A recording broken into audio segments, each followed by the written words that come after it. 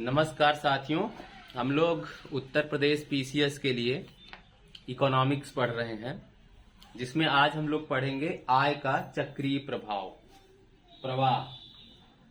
तो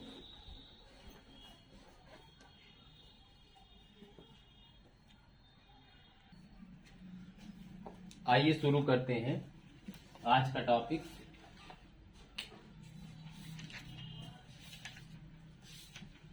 आय का चक्रीय प्रवाह। देखिए, किसी भी अर्थव्यवस्था में मुख्यतः तीन आर्थिक संस्थाएं या क्रियाएं होती हैं, या तीन आर्थिक संस्थाएं होती हैं। कौन कौन? पहला है परिवार, दूसरा है फर्म, तीसरा है सरकार। फर्म मतलब होता है जहां पर वस्तु और सेवा का उत्पादन होता है। देखिए, परिवार भूमि एवं श्रम के स्वामी होते हैं। परिवार के लोग फर्म को भूमि एवं श्रम के रूप में संसाधन उपलब्ध कराते हैं तथा उसके बदले प्राप्त आय के द्वारा अपनी उपभोग आवश्यकताओं को पूरा करने के लिए उपभोग व्यय करते हैं।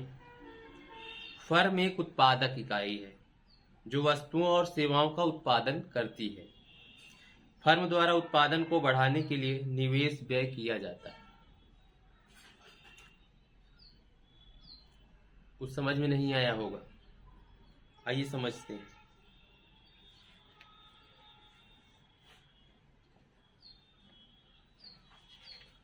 देखिए, जो परिवार है,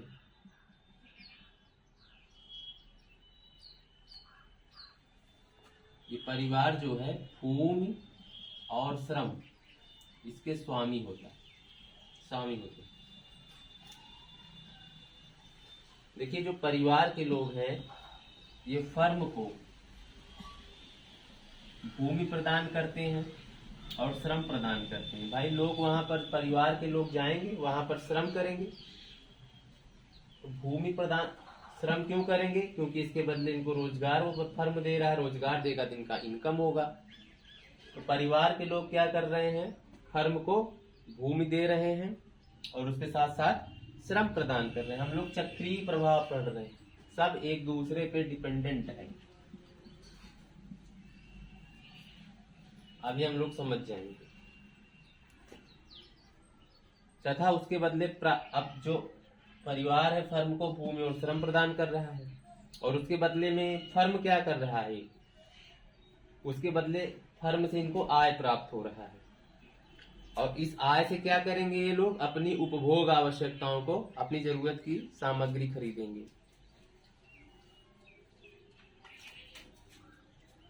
फर्म एक उत्पादक इकाई है।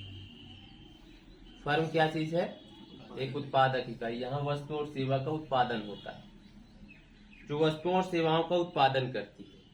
फर्म द्वारा उत्पादन को, फर्म एक उत्पादक इकाई है, यहाँ से वस्तु और सेवा इसका उत्पादन होगा।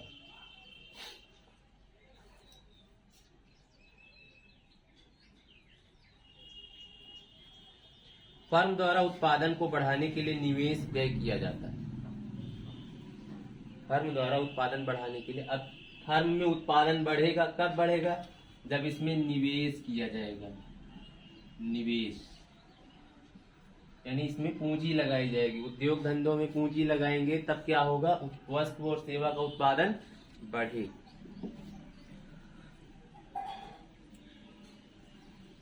सरकार फर्म एवं परिवार के कल्याण के लिए विभिन्न कार्यक्रम आयोजित करती है।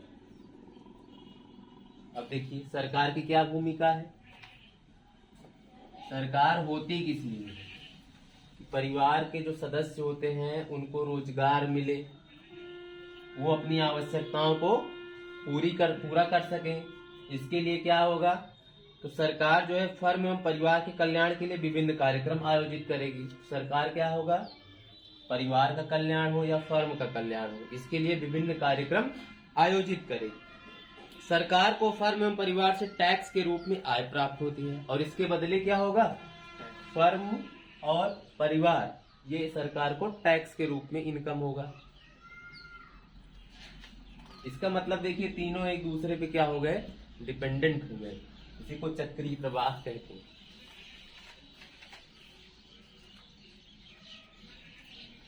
अगर इस चीज को एक आप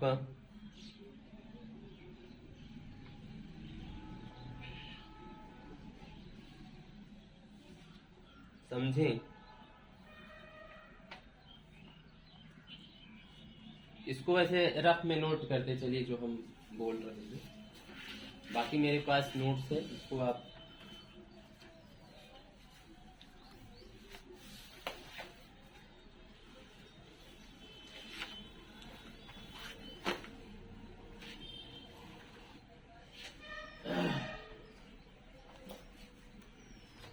इस चीज को एक फिगर के द्वारा आप समझ लीजिए, चक्रीय प्रवाह को।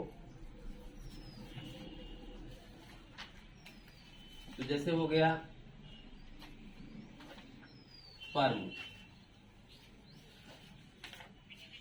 और एक हो गया वित्तीय संस्था या वित्तीय संस्थाएं और एक हो गया परिवार।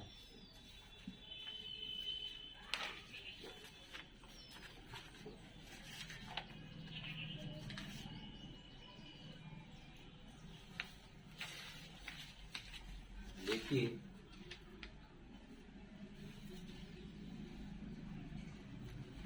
जैसे परिवार के लोग हैं,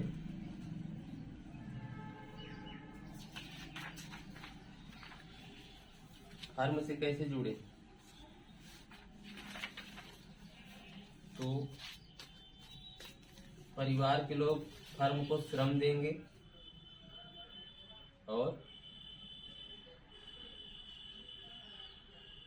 सर्विस, श्रम देंगे, सर्विस बोल सकते हो, पूंजी भी उपलब्ध कराएंगे। तो हमने बोल दिया चलो श्रम करेंगे, सर्विस करेंगे, श्रम उत्पन्न। तो फर्म इसके बदले परिवार को क्या देगा,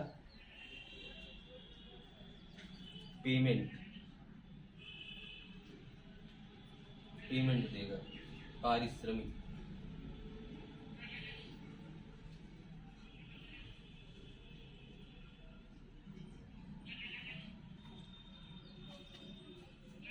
दिख रहा है, दिख पारिश्रमिक देगा। अब देखिए और साथ ही साथ फर्म जो है परिवार को वस्तु और सेवा उपलब्ध कराएगा।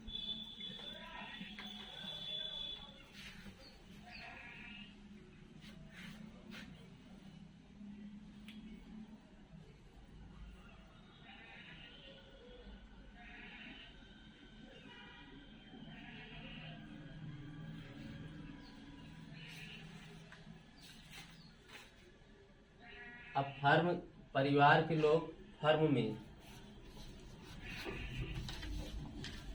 उपभोग व्यय करेंगे,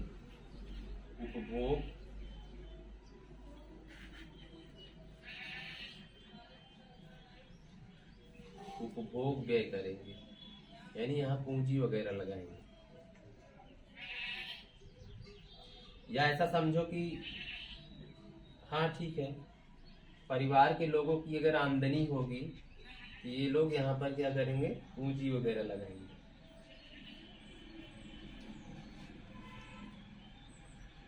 अब एक होता है वित्तीय संस्था, जैसे बैंक वगैरह हो गया। क्या हो गया, बैंक। बैंक क्या करेगा, बैंक जो है यहाँ पर परिवार के लोग बैंक से वित्त ले सकते हैं, वित्त जमा कर सकते हैं। भाई सेविंग भी कर सकते हैं, सेविंग माने जमा, और क्रेडिट यानी निकाल भी सकते हैं, पैसा जमा कर सकते हैं, निकाल सकते हैं जरूरत के अनुसार। फर्म भी वही काम करेगा। वित्तीय संस्था में सेविंग कर सकता है और क्रेडिट भी कर सकता है।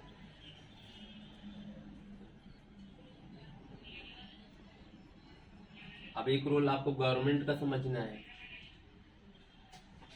गवर्नमेंट क्या करेगी? गवर्नमेंट यानी सरकार, सरकार जो है फर्म से भी टैक्स के रूप में पैसा लेगी और परिवार से भी टैक्स के रूप में पैसा लेगी।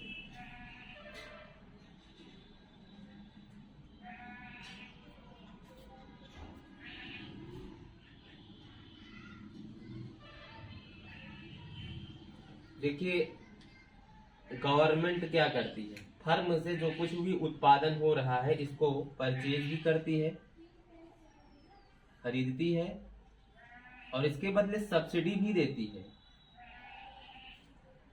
सब्सिडीज, यही काम जैसे किसान वगैरह हो गए, इनसे वस्तु एवं सेवा जो भी उत्पादित हो रहा है उससे ले लेते हैं, सर गवर्नमेंट ले लेती है, उसके बदले सब्सिडी भी देती है। जैसे उज्ज्वला गैस के तहत इनको सब्सिडी मिल रहा है। सरकार क्या करती है, जो भी वस्तु सेवाएं, जैसे मान लीजिए परिवार ने आलू उगाया, अब आलू मार्केट में उस रेट पे नहीं जा रहा है तो सरकार उसको खरीद लेती है, उसके बदले कुछ सब्सिडी दे देती है। इस प्रकार हम देख रहे हैं कि आय के 4 चक्रीय प्रवाह के अंतर्गत वैदेशिक क्षेत्र की भूमिका महत्वपूर्ण होती है। आय का जो चक्रीय प्रवाह होता है यह इंगित करता है कि संसाधन किस प्रकार गतिशील होते हैं। देखिए मेन फोकस क्या है, संसाधन को गतिशील बनाना, संसाधन को गतिशील बनाना। देखिए अगर आपके पास बहुत पूंजी है, उस पूंजी को आपने फर्म यानी उद्योग धंधों में नहीं लगाया, नहीं लगाएंगे तो लोगों को रोजगार नहीं मिलेगा, लोगों को रोजगार नहीं मिलेगा तो लोग खाली रहेंगे, उस पूंजी या उस पैसे का कोई रोल नहीं हुआ। अब वित्तीय संस्था का काम क्या है, ये चक्रीय प्रवाह को बनाता है और समावेशी विकास में बड़ा रोल है इस चीज का। देखिए लोगों ने पैसा बैंकों में जमा किया, अब सबके पास हैसियत नहीं होती वो कुछ नया आइडिया लेके बिजनेस वगैरह करें, तो कुछ लोग होते हैं जो जमा पैसा होता है उस चीज को ले करके उद्योग धंधे स्थापित करते हैं, उससे क्या होता है लोगों को रोजगार मिलता है। इस प्रकार क्या होती है, जो संसाधन होते हैं उनमें गतिशीलता आती है और आर्थिक विकास हो जाता है।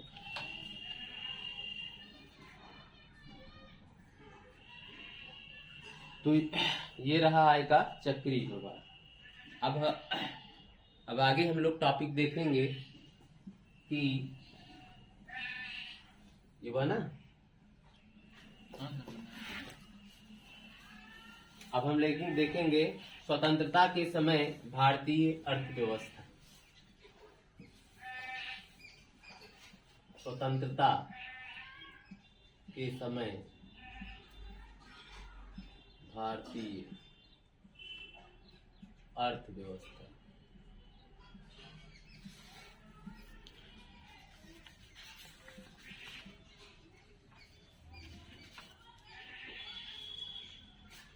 स्वतंत्रता के समय जो भारतीय अर्थव्यवस्था है कैसी है, किस प्रकार से, इसमें हम देखेंगे कि प्राथमिक क्षेत्र,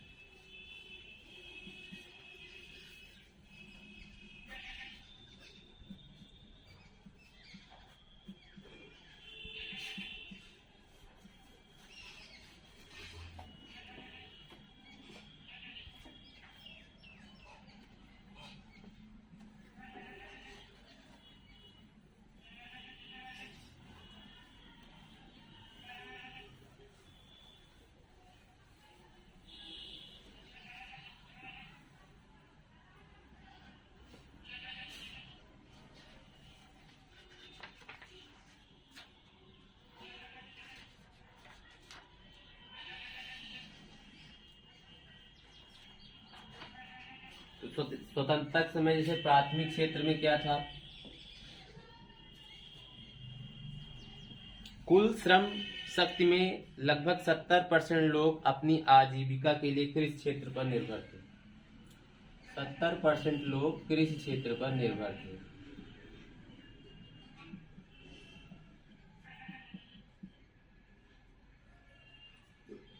कुल भौगोलिक क्षेत्रफल के 43% भाग पर कृषि कार्य होता था।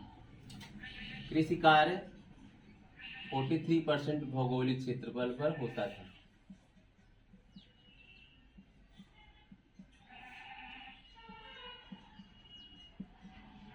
कृषि कार्य होता था।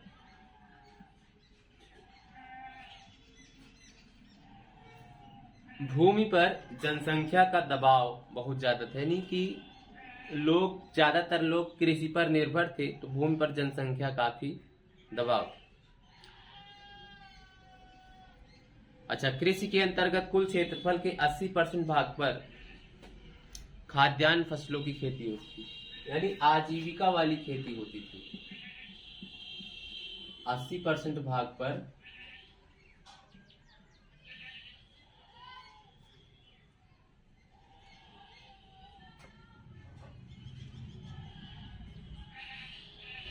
खाद्यान्न उत्पादन होता था।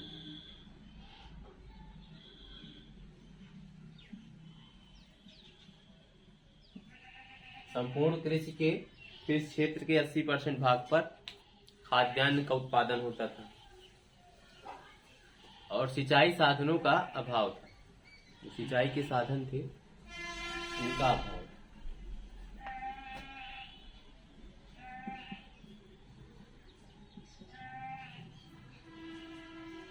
सिंचाई के साधन का अभाव।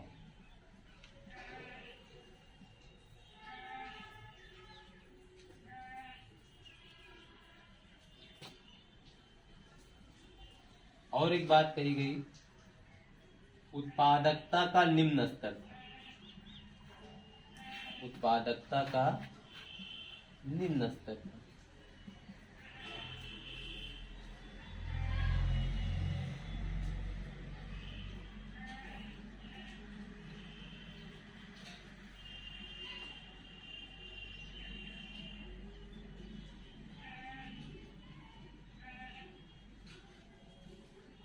अब आइए देखते हैं कि द्वितीयक क्षेत्र की क्या स्थिति थी।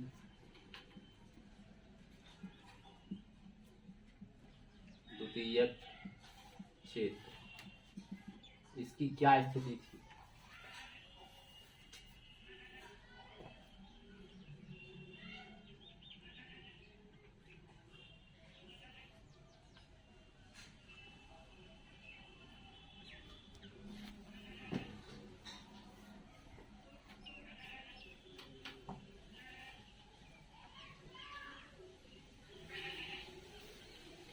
अब कह रहे हैं कि कुल राष्ट्रीय आय का लगभग 6.6%।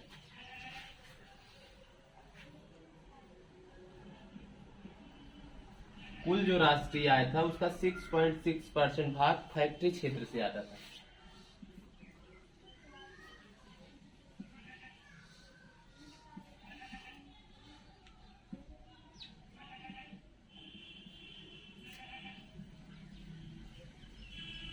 फैक्ट्री यानी फैक्ट्रियों से, जैसे देश में कुल आय जो हो रहा है प्राथमिक क्षेत्र से हो रहा है, द्वितीयक क्षेत्र से हो रहा है। कुल आय का सिर्फ कितना 6.6% ही द्वितीयक क्षेत्र से उत्पादित हो रहा है। और लगभग 24 लाख श्रमिक फैक्ट्रियों में काम कर रहे थे। फैक्ट्रियों में उस समय जब देश आजाद हुआ था उस समय फैक्ट्रियों में लगभग 24 लाख लोग ही, ज्यादा नहीं, सिर्फ 24 लाख लोग ही फैक्ट्रियों में काम कर रहे हैं। अब ये कुल कार्यशील जो मतलब वर्किंग पीपल हैं, जो लोग काम धंधा कर रहे हैं, उनका केवल 1.1% है।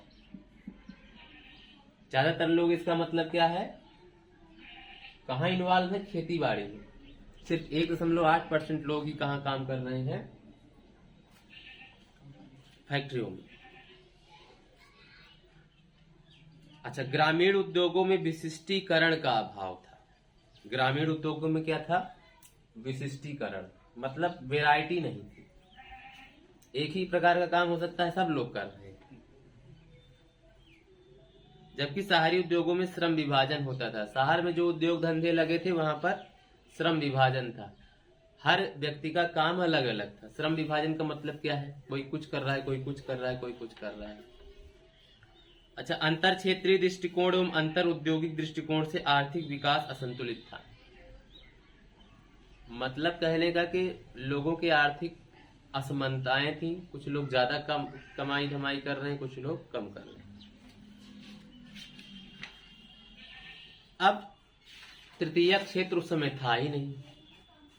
प्राथमिक क्षेत्र और तृतीय क्षेत्र की बात किया गया, तृतीय क्षेत्र था ही नहीं। स्वतंत्रता के बाद तृतीय क्षेत्र, जिसको हम लोग सर्विस सेक्टर कर रहे हैं कहते हैं, उस समय सर्विस सेक्टर की कोई बात ही नहीं थी। अब हम देखेंगे कि स्वतंत्रता के समय राष्ट्रीय आय की संरचना कैसी थी। राष्ट्रीय आय की संरचना,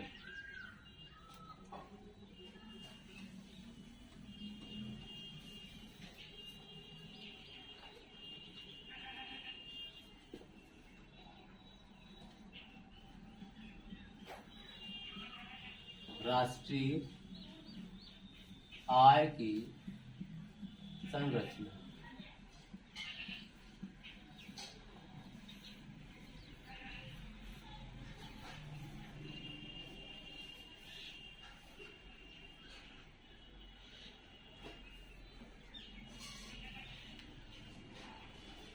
इसमें बात कही जा रही है जो सेवा क्षेत्र था, सेवा क्षेत्र का योगदान, राष्ट्रीय आय में सेवा क्षेत्र का जो योगदान था न्यूनतम था, मतलब बहुत कम, न्यूनतम था। और जो राष्ट्रीय आय था उसका 50% से अधिक कृषि पर निर्भर या कृषि क्षेत्र से आता था। कुल आय जो हो रही थी 50% ज्यादा किससे आ रही थी? कृषि क्षेत्र से। और बोला जा रहा है कि गरीबी एवं बेरोजगारी व्यापक स्तर पर थी।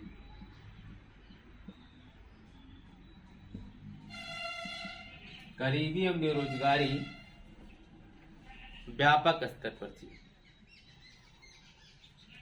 अब स्वतंत्रता प्राप्ति के समय जो है आधारभूत संरचना यानी इंफ्रास्ट्रक्चर कैसा था? आधारभूत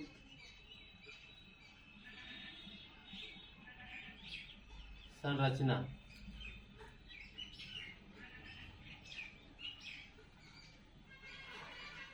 आधारभूत संरचना कैसी थी? रेलवे हो गया, सड़क हो गया एवं दूर संचार का विकास हो गया था। किसका विकास हो गया था? रेलवे, सड़क, दूर संचार, इनका विकास हुआ था, परंतु यह पर्याप्त नहीं था। शिक्षा एवं स्वास्थ्य सुविधाओं का अभाव था। शिक्षा एवं स्वास्थ्य सुविधाओं का अभाव।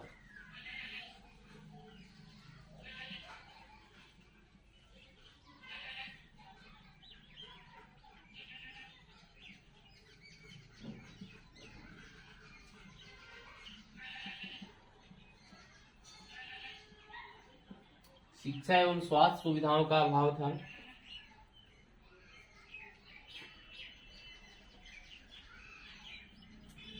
निर्यात के लिए आवश्यक आधारभूत संरचनाओं की कमी थी। जो निर्यात हो रहा था उसके लिए आवश्यक आधारभूत संरचनाओं की कमी थी।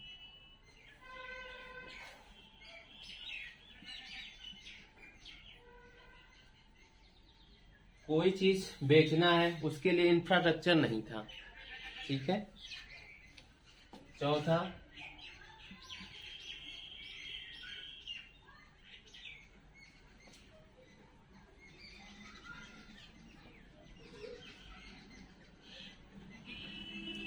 विदेशी व्यापार मुख्यतः इंग्लैंड तक ही सीमित था। जब विदेशों से व्यापार हो रहा था वो कहाँ से हो रहा था? इंग्लैंड से। जो विदेशों से व्यापार हो रहा था वो कहाँ से हो रहा था? इंग्लैंड।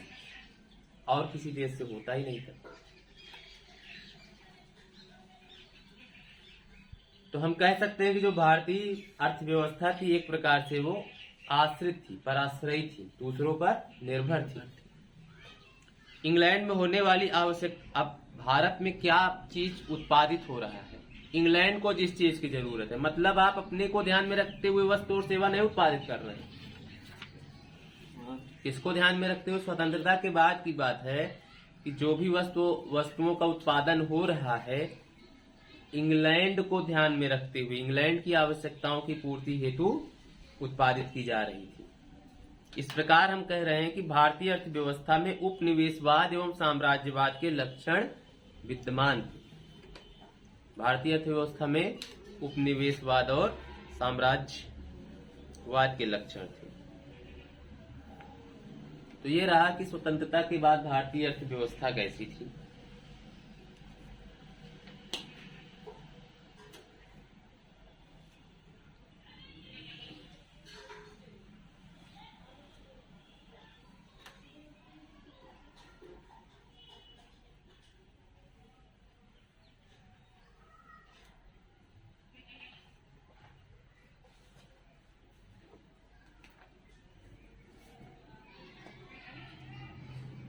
अब हम देखेंगे कि वित्तीय व्यवस्था कैसी थी।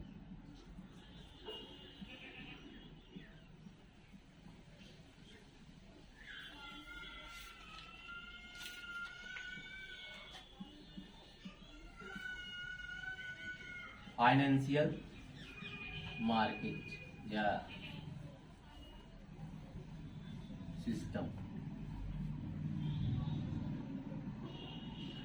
फाइनेंशियल सिस्टम कैसी थी? फाइनेंशियल सिस्टम क्या है? सॉरी, हम क्या जानना चाहते हैं कि वित्तीय व्यवस्था क्या है? What is financial system?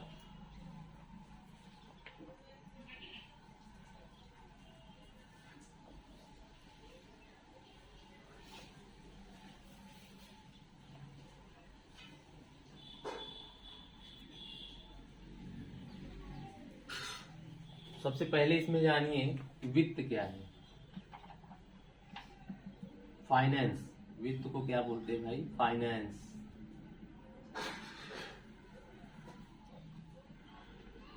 मुद्रा के उपयोग के अधिकार को वित्त कहते हैं।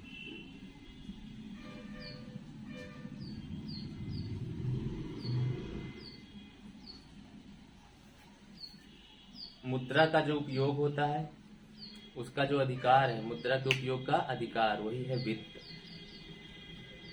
वित्त के लेन देन का आधार, अच्छा वित्त यानी पैसा यार, वही पैसा, पैसे का लेन देन का अधिकार।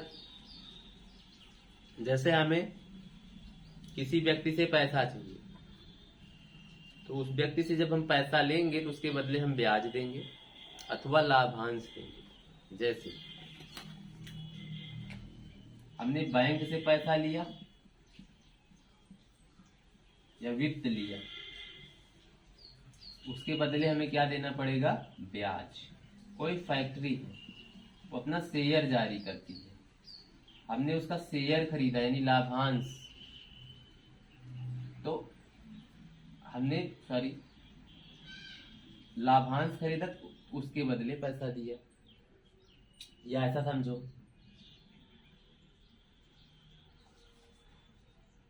हमने बैंकों में पैसा जमा किया तो बैंक उसके बदले ब्याज देगी, हमने फैक्ट्री में पैसा लगाया तो फैक्ट्री उसके बदले लाभांश देगी या शेयर देगी। तो वित्त के लेन देन का आधार क्या होता है बताइए? इंटरेस्ट एंड शेयर, या आप कह सकते हो ब्याज और लाभांश। तो वित्तीय सेवाएं, वित्तीय उपकरण एवं वित्तीय बाजार का सम्मिलित रूप वित्तीय व्यवस्था कहलाता है। तो वित्तीय व्यवस्था क्या है?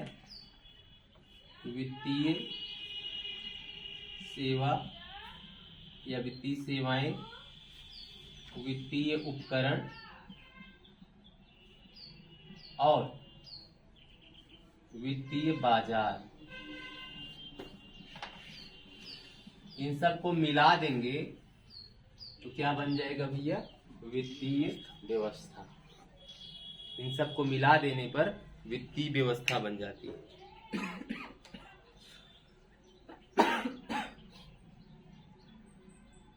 जो वित्तीय व्यवस्था होती है ये संसाधनों की गतिशीलता का माध्यम है। वित्तीय व्यवस्था बचतकर्ता एवं निवेशक के बीच की कड़ी है। इसके माध्यम से अर्थव्यवस्था में विभिन्न क्षेत्रों को संसाधन उपलब्ध कराए जाते हैं।